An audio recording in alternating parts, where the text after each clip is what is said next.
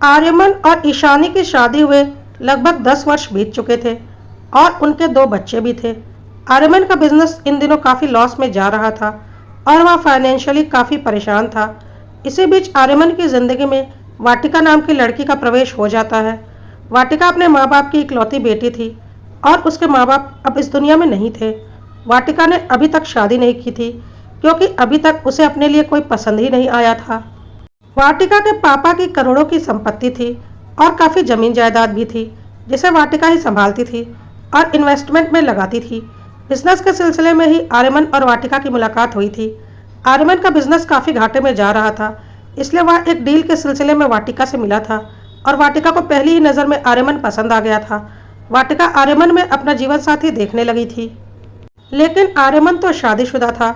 जल्दी ही वाटिका को यह बात पता भी चल चुकी थी कि आर्यमन शादीशुदा है। फिर भी वह आर्यमन में इंटरेस्टेड थी और आर्यमन का बिजनेस भी अब वाटिका के पैसों की बदौलत चल रहा था, तो वह भी उसे खोना नहीं चाहता था। इसलिए आर्यमन भी वाटिका के करीब आता जा रहा था। ईशानी इन सब से अनभिज्ञ अपने घर संसार में खुश थी और अपने बच्चों की परवरिश पर ध्यान दे रही थी। उधर वाटिका और आर्यमन एक दूसरे के करीब आते जा रहे थे।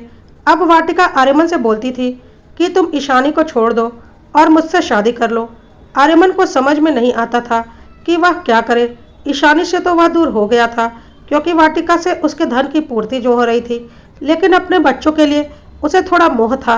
लेकिन वह बहुत अच्छे से जानता था कि अगर वह ईशानी को छोड़कर अलग होगा तो ईशानी किसी भी कीमत पर बच्चों को उसके सुपुर्द नहीं करेगी। इधर ईशानी भी अब गौर करने लगी थी कि आर्यमन उससे दूर होता जा रहा है और जल्दी ही ईशानी को पता चल गया था कि आर्यमन और उसके बीच में वाटिका आ चुकी है। जिस बात को लेकर आर्यमन और ईशानी के बीच में बहुत लड़ाई भी हुई, लेकिन इसका कोई हल नहीं निकला क्योंकि आर्यमन किसी भी हालत में वाटिका को छोड़ना नहीं चाहता था और ईशानी किसी भी हाल में अपना घर परिवार नहीं तोड़ना चाहती थी। वह अपने बच्चों से उनका परिवार में रहने का हक नहीं छीनना चाहती थी, जिस परिवार में उनके माता पिता दोनों हों। आर्यमन चाहता था कि ईशानी उसे तलाक दे दे और अपना कंपनसेशन ले ले, बच्चों को उसके सुपुर्द कर दे, वह बच्चों को अच्छी परवरिश देगा। पर ईशानी बोलती थी, मैं तुम्हें पागल दिखती हूँ? 10 साल दिया है मैंने इस शादी को, अपने हाथों से अपने इस घर को सजाया है और मैं अपना यह घर छोड़कर अपने बच्चों को छोड़कर चली जाऊँ? दिमाग ठीक है तुम्हारा? और उस 2 कौड़ी की औरत के सुपुर्द अपने बच्चों को कर दूँ, जिसने मेरे बच्चों के बाप को उनसे छीन लिया? वह मेरे बच्चों का क्या ख्याल रखेगी? और तुमने सोच भी कैसे लिया कि मैं अपने बच्चों को तुम्हारी उस रखेल के सुपुर्द कर दूंगी? वाटिका के लिए ऐसे शब्द सुनकर आर्यमन को बहुत गुस्सा आया और इसने ईशानी को अच्छे से धमकाया और बोला, तुम मेरे किसी काम की नहीं हो। मेरा बिजनेस डूब चुका है और वाटिका ही है जिसकी वजह से मेरा बिजनेस दोबारा बन जाएगा क्योंकि उसके पास बहुत पैसे हैं। तुम मुझे दे ही क्या सकती हो? तुम सिर्फ और सिर्फ मेरे लिए एक बोझ हो और मैं किसी भी कीमत पर वाटिका को नहीं छोड़ने वाला। ईशानी को समझ में आ चुका था कि आर्यमन एक बहुत ही नीच और गलीच इंसान है और वह कुछ भी कर सकता है। इन सब से दुखी होकर ईशानी एक दिन वाटिका से मिलने पहुंच गई। आर्यमन भी उस वक्त वहीं पर था। वहां पर काफ़ी लड़ाई हुई उन लोगों की। ईशानी ने बोला, आर्यमन, तुम इस वाटिका के लिए अपने बीवी और बच्चों से किनारा कर रहे हो, सिर्फ और सिर्फ इसके पैसों के लिए। मैं गारंटी लेती हूँ यह तुम्हें अपनी एक फूटी कौड़ी नहीं देने वाली, सिर्फ तुम्हें अपनी उंगलियों पर नचा रही है और मेरा घर परिवार तोड़ रही है। अभी भी वक्त है, सुधर जाओ और अपने परिवार के पास वापस आ जाओ। पैसे से परिवार नहीं बनते।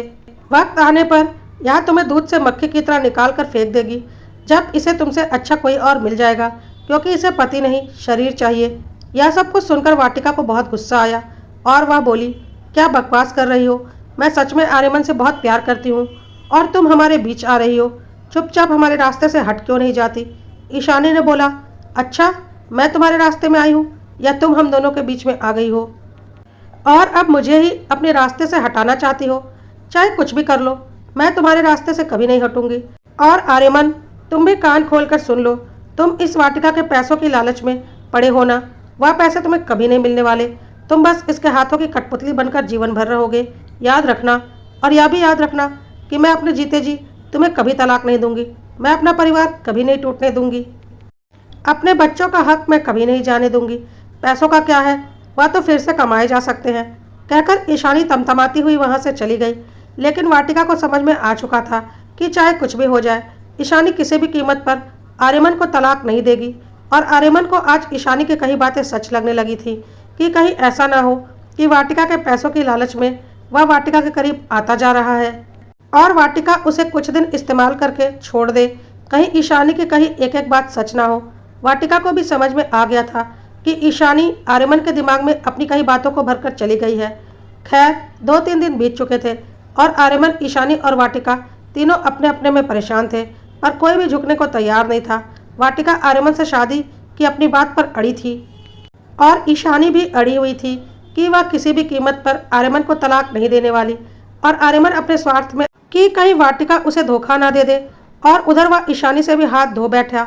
हाँ, लेकिन इस सब में ईशानी को यह बात अच्छे से समझ में आ गई थी कि उसका पति आर्यमन एक बहुत ही स्वार्थी और नीच इंसान है, जिसके साथ जीवन गुजारना सही निर्णय नहीं है, पर सिर्फ और सिर्फ अपने बच्चों के खातिर वह इस रिश्ते को ढोना चाहती थी। वाटिका ने अब आर्यमन को पाने के लिए अपनी अगली चाल चली और आर्यमन से बोला, देखो, ईशानी ने तुम्हारे दिमाग में कचरा भर दिया है। मैं कभी तुम्हें छोड़कर नहीं जाऊंगी और मेरे सारे पैसे तुम्हारे ही रहेंगे। तुम इसे अपने बिजनेस में लगा दो और अपने बिजनेस को आगे बढ़ा लो। तुम कहो तो मैं अभी अपने सारे पैसे तुम्हारे बिजनेस में इन्वेस्ट करने को तैयार हूँ और अपनी सारी प्रॉपर्टी तुम्हारे नाम करने को तैयार हूँ। बस तुम मुझसे किसी भी तरह से शादी कर लो। मुझे हर हाल में अब तुम्हारी पत्नी बनना है और उस ईशानी को दिखाना है कि मैं क्या कर सकती हूँ। बहुत घमंड दिखाकर गई है ना कि वह किसी भी कीमत पर तुम्हें नहीं छोड़ेगी, पर अब मेरी भी जिद है कि मैं हर हाल में तुम्हारी पत्नी बनूंगी और सिर्फ मैं ही तुम्हारी पत्नी रहूंगी। उस ईशानी को मैं तुम्हारी जिंदगी से धक्के मारकर निकाल दूंगी। आर्यमन को कुछ समझ में नहीं आ रहा था, लेकिन इस वाटिका ने तब तक अपने वकील को बुलाकर अपनी सारी चल अचल संपत्ति आर्यमन के नाम कर दी थी, सिर्फ और सिर्फ अपनी जिद में। और आर्यमन को भी अब पूरा यकीन हो गया था कि वाटिका किसी भी हाल में उसे नहीं छोड़ेगी और उसका साथ देगी। अब बात थी कि ईशानी को रास्ते से कैसे हटाया जाए, क्योंकि ईशानी तो किसी भी हाल में आर्यमन को तलाक नहीं देने वाली।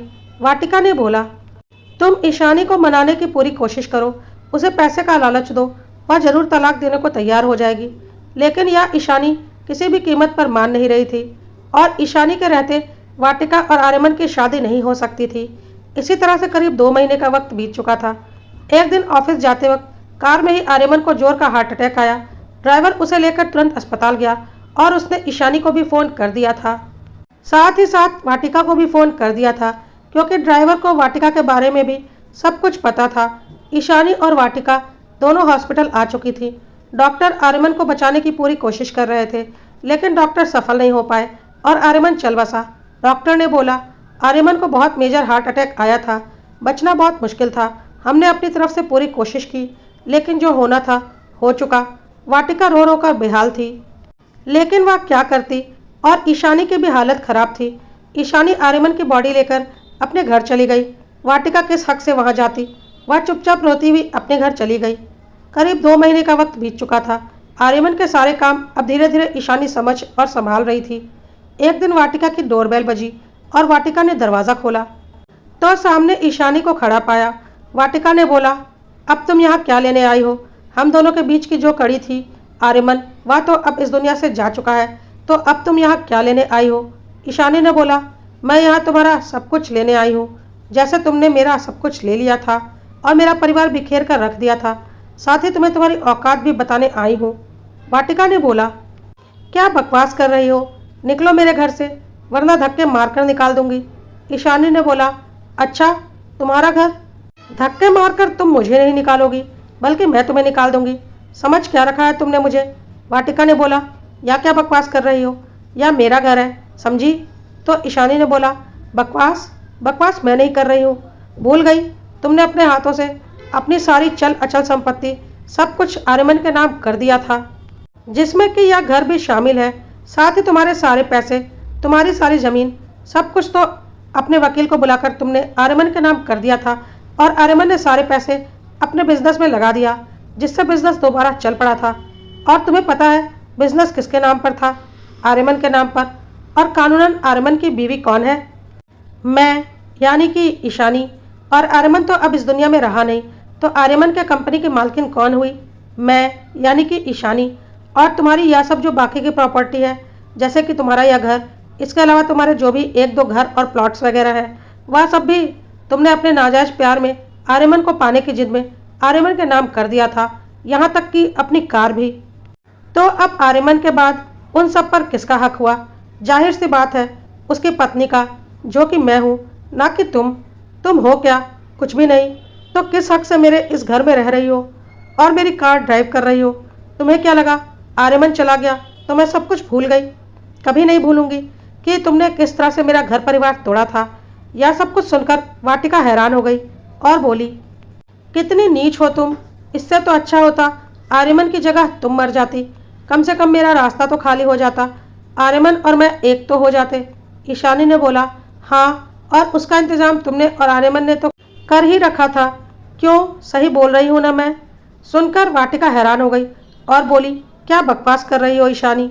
ईशानी ने बोला, बकवास मैं नहीं कर रही हूँ। एक बात बताऊँ, जब तुम आर्यमन से शादी करने के लिए अपनी एक एक पाई आर्यमन को देने को तैयार हो गई थी, तभी मैं समझ गई थी कि तुम आर्यमन को पाने के लिए कुछ भी कर सकती हो, मुझे रास्ते से भी हटा सकती हो। और तब मैंने अपना दिमाग चलाना शुरू कर दिया था। तुम्हें पता है ना, आर्यमन अपने हाथ में हमेशा एक स्मार्ट वॉच पहन कर रखता था। वाटिका हैरानी से ईशानी की ओर देख रही थी कि वह क्या बोलना चाहती है। ईशानी ने आगे बोला, मैंने उसी वक्त आर्यमन के स्मार्ट वॉच में एक माइक्रोफोन इंस्टॉल कर दिया था और उसका एक्सेस अपने फ़ोन में ले रखा था। और यह सब मैंने बहुत आसानी से कर लिया क्योंकि मैं भी एक इंजीनियर हूँ, शायद तुम्हें पता नहीं होगा। उसके बाद से आर्यमन तुमसे जब भी जो भी बात करता था ना, मुझे सब सुनाई पड़ता था।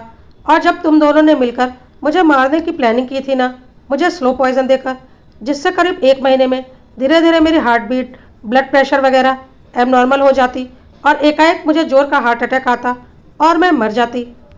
वह सारी प्लानिंग मैं जान गई थी। मेरी थायराइड की गोलियों से बदलने का प्लान था ना उन गोलियों को। लेकिन वाटिका, तुम भूल गई हो। तुम आर्यमन के लिए किसी भी हद तक जा सकती हो, तो मैं अपने बच्चों के लिए किसी भी हद तक जा सकती हूँ। और मैं अपने बच्चों को बीच मझधार में तुम जैसे 2 राक्षसों के बीच छोड़कर नहीं जा सकती थी। आर्यमन ने उन जहरीली गोलियों को मेरी थायराइड की गोलियों से बदला और मैंने फिर उन जहरीली गोलियों को आर्यमन के मल्टीविटामिन कैप्सूल के अंदर डाल दिया, जो आर्यमन रोज खाता था। तो गोलियों का इस्तेमाल तो हो रहा था, लेकिन मुझ पर नहीं, आर्यमन पर। मैंने तुम लोगों की चाल तुम लोगों के ऊपर ही चल दी। मुझे मारने की प्लानिंग की थी ना तुमने और आर्यमन ने मिलकर, तो देखो उसका नतीजा क्या हुआ। सुनकर वाटिका हैरान थी। इशिका ने आगे बोला, अब आगे से मेरी कंपनी में पैर रखने की जरूरत भी मत करना, वरना टांगे तोड़कर हाथ में दे दूंगी। और हाँ, अभी आधे घंटे के अंदर मेरा यह घर खाली करो, वरना धक्के मारकर इस घर से बाहर निकलवा दूंगी। वाटिका हैरान हो गई और बोली, ईशानी, ऐसा मत करो। यह सब कुछ मेरा है, तो मेरी ही चीज़ तुम मुझसे कैसे ले सकती हो? तुम्हें भी सच्चाई पता है। ईशानी ने बोला, तुम्हारी वजह से मेरा परिवार बिखर गया और तुम मुझसे रहम की उम्मीद कर रही हो। चुपचाप आधे घंटे के अंदर यहाँ से निकल जाओ, वरना। कहकर ईशानी ने सिक्योरिटी गार्ड को आवाज़ दी और सिक्योरिटी गार्ड आ चुका था। ईशानी ने सिक्योरिटी गार्ड से बोला, देखो, इस मैडम को बोल दो कि आधे घंटे में मेरा यह घर खाली कर दे, और अगर यह नहीं निकलती है तो इसका सामान उठाकर घर से बाहर फेंक देना और धक्के मारकर इसे घर से बाहर निकाल देना। और हाँ, इसके जाने से पहले घर अच्छे से चेक कर लेना, कोई कीमती चीज़ चुरा कर ना ले जाए। आजकल चोरों का कोई भरोसा नहीं रहा। सिक्योरिटी गार्ड ने बोला, या आप क्या बोल रही हैं? या तो हमारी मैडम है और या इस घर की मालकिन है। इस पर ईशानी ने बोला, या तुम्हारी मैडम और इस घर की मालकिन थी, लेकिन अब नहीं है। अब इस घर की मालकिन मैं हूँ, याद रखना, वरना कहीं और नौकरी ढूंढ सकते हो। बात समझ में आ गई? सिक्योरिटी गार्ड को कुछ समझ में नहीं आया और वह वाटिका की ओर देख रहा था, और वाटिका कोई जवाब नहीं दे रही थी, इसलिए वह भी चुपचाप वहाँ से चला गया। वाटिका चिल्लाती रही कि ईशानी, मैं कहाँ जाऊँगी, मैं क्या करूँगी, मेरे पास तो अब कुछ भी नहीं बचा। लेकिन ईशानी वाटिका की सारी बातों को अनसुना करते हुए अपनी कार में बैठकर निकल गई और वाटिका के ड्राइवर से उसके कार की चाबी लेते हुए ड्राइवर को बोल दिया, अब मुझे इस कार के लिए किसी ड्राइवर की ज़रूरत नहीं, आप कहीं और नौकरी ढूंढ लो, क्योंकि इस कार की मालकिन अब मैं हूँ और मेरे पास पहले से ही अपनी कार है। कहकर ईशानी वहाँ से चली गई। ड्राइवर ने भी चुपचाप गाड़ी की चाबी दे दी, क्योंकि सिक्योरिटी गार्ड ने उसे सारा कुछ बता दिया था। वाटिका पागल सी कभी अपने घर को देख रही थी, कभी अपनी कार को। ड्राइवर और सिक्योरिटी गार्ड वाटिका को देखकर हैरान हो रहे थे, उन्हें कुछ भी समझ में नहीं आ रहा था। तब तक ईशानी का वकील वहां आ चुका था, सबको समझाने के लिए और घर खाली करवाने के लिए। आज ईशानी ने वाटिका और आर्यमन से उसे धोखा देने और उसकी जान से मारने की कोशिश करने की साजिश का पूरा बदला एक साथ ले लिया था। सच्चाई यह थी कि खुश तो ईशानी भी नहीं थी, क्योंकि उसने जो कुछ भी किया था वह उसकी मजबूरी थी। अगर वह आर्यमन को नहीं मारती तो आर्यमन उसे मार देता, और अपनी जान हर किसी को प्यारी होती है। साथ ही साथ ईशानी के ऊपर उसके 2 बच्चों की जिम्मेदारी भी थी, क्योंकि उनका बाप एक अय्याश और पैसों का भूखा आदमी था, जिसे बच्चों से ज़्यादा अपनी दौलतमंद रखेल से प्यार था, सिर्फ और सिर्फ उसकी संपत्ति के लिए। ईशानी ने तो अपनी आखिरी दम तक कोशिश की थी अपना घर बचाने की,